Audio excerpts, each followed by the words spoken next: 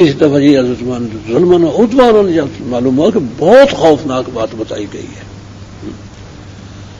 اور پھر آخری بات جو فرمائی تلوار نہ نکالنا بس اس کو نبھایا حضرت عثمان اور کمال کر دی. اور کیونکہ کوئی قصور نہیں تھا قطعا ظلمان و عدوان. الزامات لگائے ایک بھی الزام موقع پہ ثابت نہیں کر سکے. اور پھر حضرت علی کے بارے میں روایات بنائی کہ ان کی اس کی طرف خط پیش کیے گئے.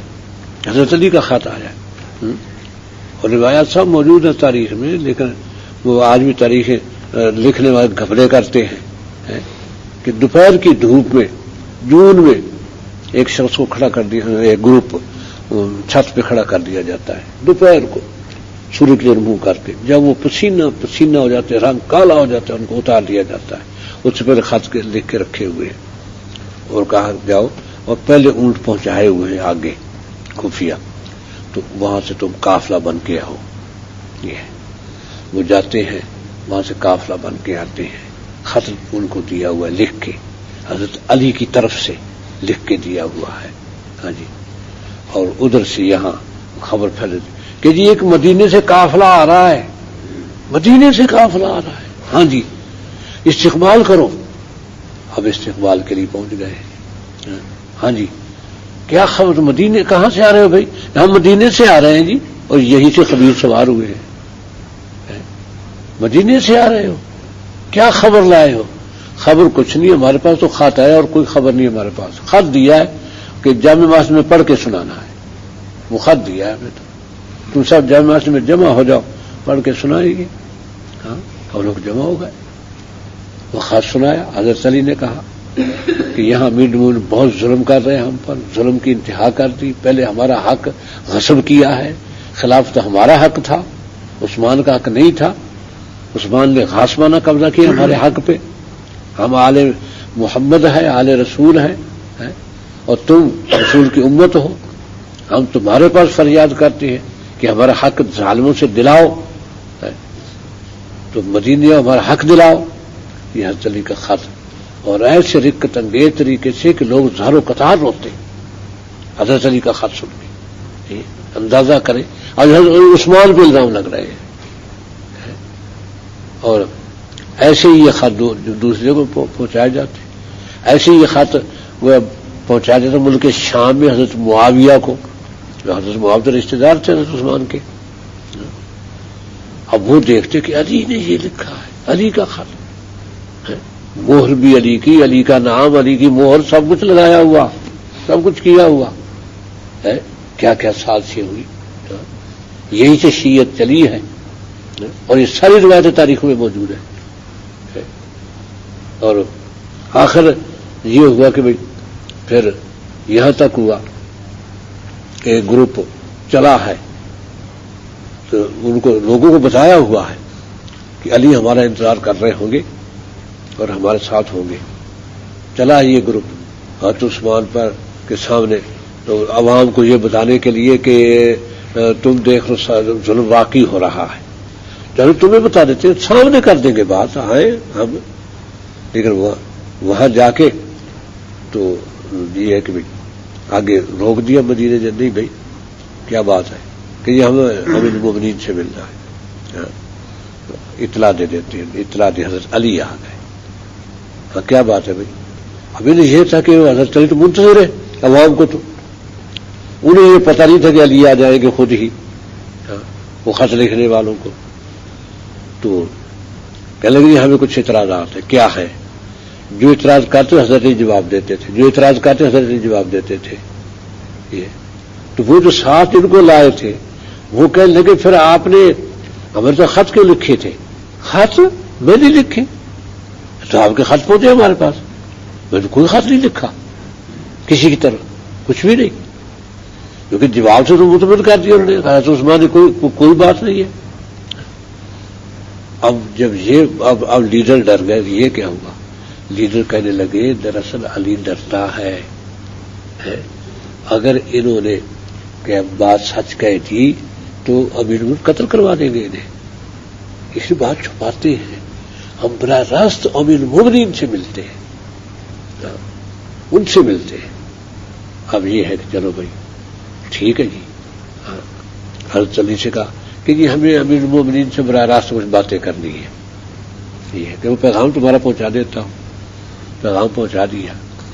امیر المومنین کو پتہ چل گیا تو وہاں سے خط لکھ دیا تھا حضرت عبداللہ بن ابی سرح نے کہ اس طرح گروپ آ رہا ہے، یہ فسادی ہے اور ان کی نیتیں صحیح نہیں ہے. تو حضرت عثمان نے اپنے 2 نمائندے بھیج دیے.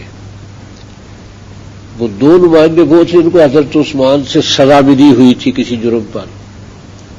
کہ لگے ٹھیک ہے یہ ہمارے کام کے آدمی آ گئے، ان کے سامنے راز کی باتیں ساری رکھتے ہیں. وہ آ کے لگے کیا پروگرام لائے ہو؟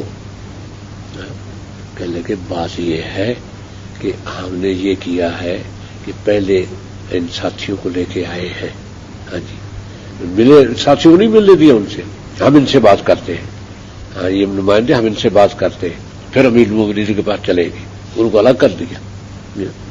تو کہا کہ ہم پہلے تو یہ کہ امیر المومنین کے پاس جائیں گے، ان کے پاس ہمیں اعتراضات رکھیں گے. وہ جو بھی جواب دے ہم ان کو آ کے کہیں گے کہ امیر المومنین ساری باتیں مان گئے، ساری غلطیاں مان لی انہوں نے اپنی. تو پھر توبہ کے لیے تیار نہیں ہوتے تھے. آخر ہم نے ایسا پکڑا کہ جواب نہ رہا. آخر یہ ہوا کہ انہوں نے توبہ کی ہے اور کہا ہے کہ بھئی 6 مہینے مجھے کچھ مہلت دے دو. ہم نے 6 مہینے کی مہلت دی ہے. تو اگر وہ درست ہوتے ہیں تو ٹھیک ہے، ورنہ ہم نے انہیں بتا دیا شوال میں پھر آئیں گے، پھر جائے اگر نہ تبدیلی ہوئی تو ان کو معزول کر دیں، قتل کر دیں گے. یہ ہم پروگرام لے کے ان کو یہ بتائیں گے آگے. انہوں نے سارا جا کے دونوں نے بتا دیا وہاں حضرت عثمان کو یہ پروگرام ہے. عثمان نے بلا لیا ان کو، آ جاؤ بھائی، تمہارا صلاۃ الجامعہ کہہ دیا، ہاں آ جاؤ. سب صحابہ جمع ہو گئے. اب ہاں بھائی ان کو دونوں گواہ اٹھا لیے، ان کو بلا لیا، ممبر کے پاس بٹھا لیا. آئے لیڈر ہی، عوام نہیں آیا، وہ پیچھے ان کو رکھا. اب کیا پروگرام ہے جو انہوں نے بتا دیا، یہ پروگرام ہے، آپ یہ بیٹھے. ہاں بھائی کیوں بھائی بتاؤ کیا کہیں. اب صحابہ سے پوچھا کہ یہ ہے پروگرام، سن لیا ان کا، کیا رائے ہے تمہاری؟ تمام صحابہ نے متفق علیہ کہا کہ ایک ایک کو قتل کر دو، کسی کو زندہ نہ جانے دو. یہ واجب القتل خبیث. یہ امیر المومنین نے کہا کہ فتویٰ سن لیا جی، سن لیا، میں ان کو معاف کرتا ہوں، میں ان کو معاف کرتا ہوں. کیونکہ کہا تھا تلوار نہ نکالنا. ہاں جی اس لیے کیونکہ میرے قتل کا منصوبہ ہے نا، میں ان کو معاف کرتا ہوں. ہاں جی چلو جی معافی، جان چھوٹی. وہاں جا کے ہاں جی کیا ہوا جی، وہ عوام تو منتظر تھے، مان لیے جی ساری باتیں. کیسے نہ مانتے، ہم نے منوا لی. ایسا پکڑا کہ پھر جواب ہی نہیں تھا. آخر انہوں نے توبہ کی. ہاں توبہ کی اور کہا کہ آئندہ میں اصلاح کرتا ہوں. ٹھیک ہے جی جیسے آپ کہتے ہیں ویسا ہی کروں گا. ساری باتیں مان لی اور ہم نے مہلت دی ہے کہ ہم پھر آئیں گے شوال میں. اگر نہ یہ تبدیلی ہوئی جو اب آپ کر رہے ہیں تو آپ کو قتل کریں گے. اندازہ کریں یہ سازشوں کا حال ہے. بہرحال سازش میں کامیاب ہوئی ان کی. ہاں جی بڑے عجیب طریقے سے کہ دوبارہ وہ اپنا شوال میں آئے ہیں حاجی بن کے، احرام باندھے حاجی بن کے، کیونکہ پتا تھا بڑی طاقت ہے خلافت کی. حاجی بن کے آئے. اور ادھر سے عبداللہ بن ابی نے لکھ دیا کہ یہ حاجی نہیں آ رہے، ایک سازشی گروپ ہے. حضرت عثمان نے وہ سیکورٹی قائم کر دی. حضرت علی، حضرت زبیر، طلحہ تینوں سیکورٹی کے سربراہ تھے. ہاں جی اب سب سے پہلے وہ حضرت علی سے عوام کو پیچھے بٹھا دیا. 3-4 کلومیٹر کہتے میل یعنی کوئی 8-10 کلومیٹر مدینے سے باہر وہاں چھوڑا ان کو. خود آئے، کوفے سے آئے، بصرے سے آئے، مصر سے آئے مشورہ کر کے. کوفے والے تو مقام ذو مرہ میں اترے اور وہ بصرے والے ذو خشم میں اترے اور مصر والے جو تھے وہ آوس میں اترے. یہ 3 مقام تھے، ذو مرہ، آوس، ذو خشب. حضرت علی سے ملے، السلام علیکم، جواب نہیں دیا اسلام کا. اور آپ نے فرمایا کہ آج ام المومنین عائشہ گواہ ہے کہ نبی صلی اللہ علیہ وسلم نے فرمایا تھا کہ جو لشکر ذو مرہ، ذو خشب، آوس میں اترے گا ان پر اللہ کی لعنت ہے. حضرت زبیر کے پاس گئے، یہی بات انہوں نے کہی. پھر حضرت طلحہ کے پاس گئے، یہی بات انہوں نے کہی. ان کا جی ہمیں امیر المومنین سے ملنے کوئی گواہ، بالکل مدینے میں کوئی داخل نہیں ہو سکتا. واپس چلے گئے تو پہلے تو وہ عوام ساتھ تھے، اب عوام کو پیچھے چھوڑا. کہنے لگے ہم یہی کام کرتے ہیں، تم پیچھے رہو. اور کہا کہ اچھا جی ٹھیک ہے، ہم پھر واپس جا رہے ہیں. ٹھیک ہے، ہم حج کر کے واپس چلے جائیں گے. ایسے گوارا کیا کہ اب یہ نہیں آئیں گے، واپس چلے گئے. وہاں بیٹھ کے خط لکھا، حضرت عثمان کے نام سے خط لکھا. اور لکھا حضرت عبداللہ ابن سرا کو کہ یہ لوگ آ رہے ہیں، فلاں کو قتل کر دینا، فلاں کو ہاتھ کاٹ دینا، فلاں کے پاؤں ٹانگیں کاٹ دینا، اور اس کو قید کر دینا. یہ خط جناب لکھ کے تو ایک سوال دیا کہ تو یہ خط لے جا. عوام کو نہیں پتا اس خط کا. اور ایک گروپ بھیج دیا کہ مصر تم جاؤ، وہاں یہ کام ہے، تم جاؤ مصر، ہم یہ کام کر کے آتے ہیں، تم جاؤ. ان کو بھیج دیا. جا رہے تھے، آگے خط والا آ گیا. وہ آئے، وزیر کو ہٹ گئے. وہ آئے، میں کہا کوئی بات ہے، پکڑا اسے. ارے تو کون ہے؟ کہ میں امیر المومنین کا قاصد ہوں. کہاں جا رہے ہو؟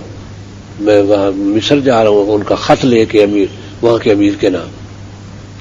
پکڑ لیے، تلاشی لی، خط نکل آیا. خط یہ تھا. واپس آ گیا اس کو پکڑ کے. جناب لشکر میں خط سنایا گیا. لشکر میں بعض صحابہ تک تھے جن کو مغالطہ دیا ہوا تھا، سب رونے لگ گئے. اللہ، یہ خط ہے. اور ادھر ان سب جب چلے گئے، سیکورٹی ختم ہو گئی تھی مدینے کی.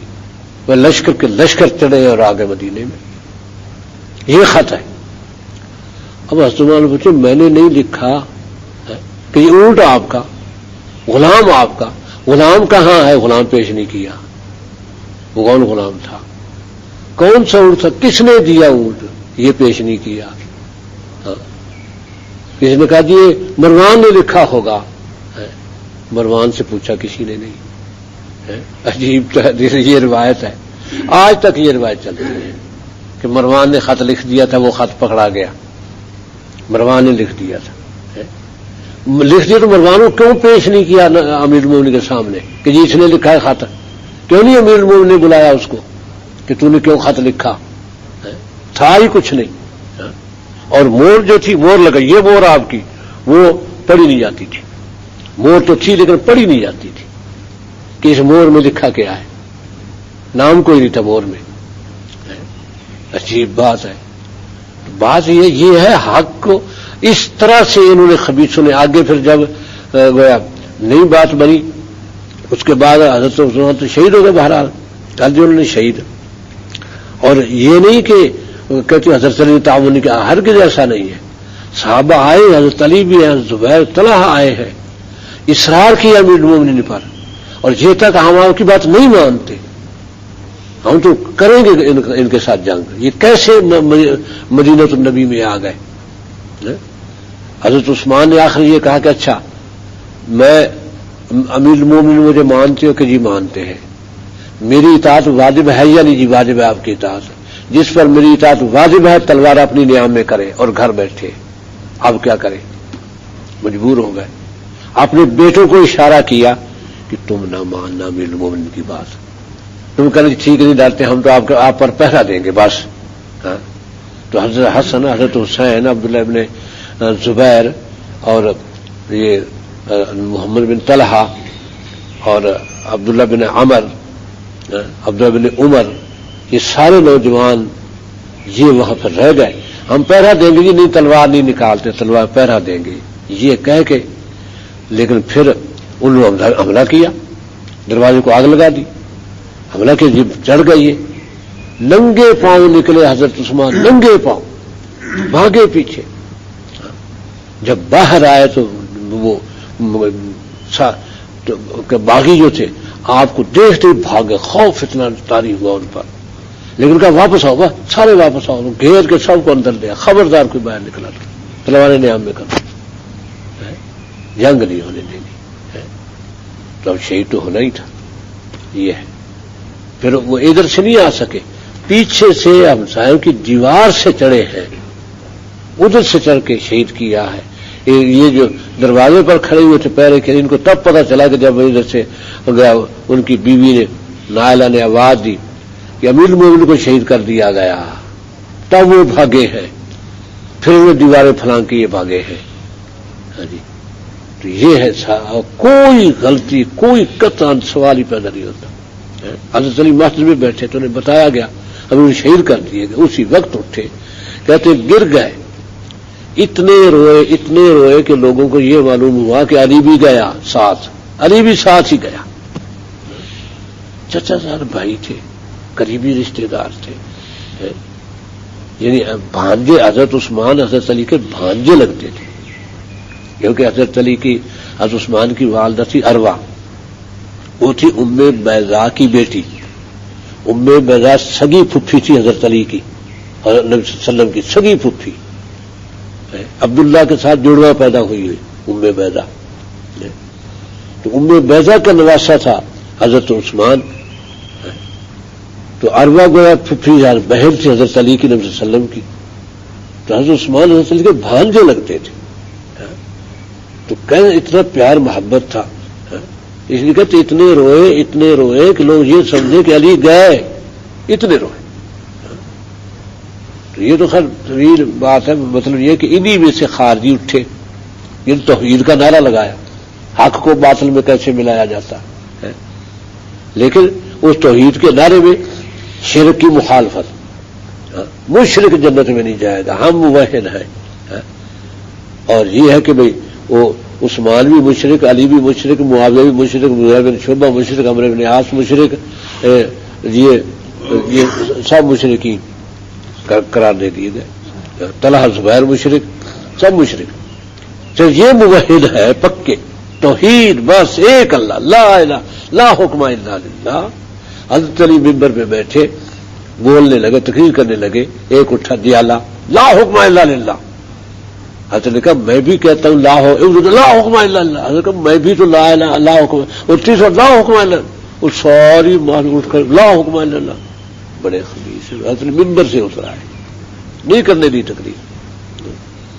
پھر انہوں نے الگ اپنا گروپ بنا، الگ ہو گئے. تو نہروان میں چلو، نہروان میں، اور نوجوان طبقہ صحابہ کے بیٹے وہ متاثر ہو گئے اس توحید سے، متاثر ہو گئے. اور لیکن صحابہ روکنے والے، یعنی باپ کی زندگی رسول کی صحبت میں پروان چڑھی، وہ پسند نہیں بیٹے کو، ان کی توحید پسند ہے.